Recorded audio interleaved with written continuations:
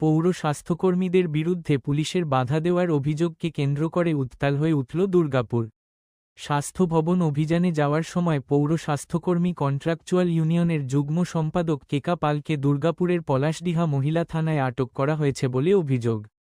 এই ঘটনার প্রতিবাদে দুর্গাপুর পশ্চিমের বিজেপি বিধায়ক লক্ষণ ঘরুই মহিলা থানার সামনে বিক্ষোভে ফেটে পড়েন।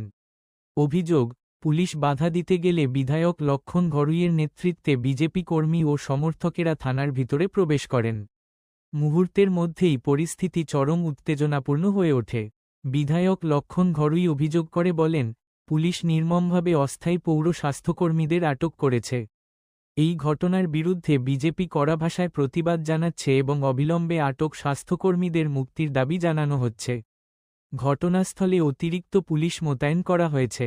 পরিস্থিতি বর্তমানে নিয়ন্ত্রণে থাকলেও এলাকায় চাপা উত্তেজনা বজায় রয়েছে। ঘুরতে বাধ্য হলো একজন আশাকর্মী, রাজ্যের সম্পাদিকা, তাকে ঘর থেকে 5:45 তুলে নিয়ে আসা হয়েছে পুলিশকে দিয়ে। পরে চারদিকে খবর নিচ্ছি, ভগবান থানা, সিটি সেন্টার, মেন থানা, ফাঁড়ি, বাস স্ট্যান্ড, স্টেশন ঘোষণাতে ঘুরছি, ওরা পাওয়া যাচ্ছে না। কারণ ফোনটা কেড়ে নেওয়া হয়েছে। উনি ক্যান্সার পেশেন্ট, তাই আজকে আমি চেষ্টা করতে থানা চালিয়ে দেওয়া হয়েছে। লজ্জা হয় একটা পুলিশের, এই যে বিধায়ক দাঁড়িয়ে আছে, থানা চালিয়ে দেবে। একজন মহিলাকে, অসুস্থ মহিলা, তাকে আন্দোলন করতে যাচ্ছিলেন, তাকে অ্যারেস্ট করা হয়েছে, ঘরে ঘরে রাখা হয়েছে চাবি দিয়ে। পরে ফোন কেড়ে নেওয়া হয়েছে। এই যে নির্লজ্জ পুলিশ, দলদাস পুলিশ, যেমন মেলা, খেলা, নাচ গানে কোটি টাকা খরচা করা হয়, আশা করি মাইনে বাড়ে না। তার মাঝে মাঝে আন্দোলন করছিলেন, আমরা সাথ দিতে এসেছি। কেন অ্যারেস্ট করা হলো, কেন দিতে হচ্ছে না? আজকে পশ্চিমবঙ্গে কেউ সেফ নেই, না মহিলা সুরক্ষা নেই, এমপি সুরক্ষা নেই, বিধায়ক সুরক্ষা নেই, জনগণ সুরক্ষা নেই। আজকে আমাদের ডিএসপির কর্মীরা সুরক্ষা নেই, আজকে গ্রাফাইটের কর্মীরা সুরক্ষা নেই, কেউ সুরক্ষা নেই। তাই আজকে আটকে রাখা হয়েছে। জানতে এসেছি পুলিশকে কেন আটকে রাখলেন। ছাড় নিয়ে যাবো, আমরা থেকে নিয়ে যেতে এসেছি। কেন আটকে পৌঁছলো এখানে? খাওয়াতে পরে কেন আটকালেন, কেন চাবি দিয়ে রাখলেন, কেন ফোনটা কেড়ে নিলেন? উনি ক্রিমিনাল, উনি মাফিয়া, উনি গুন্ডা। অর্থাৎ দিদিমণি ভয় পেয়ে গেছেন।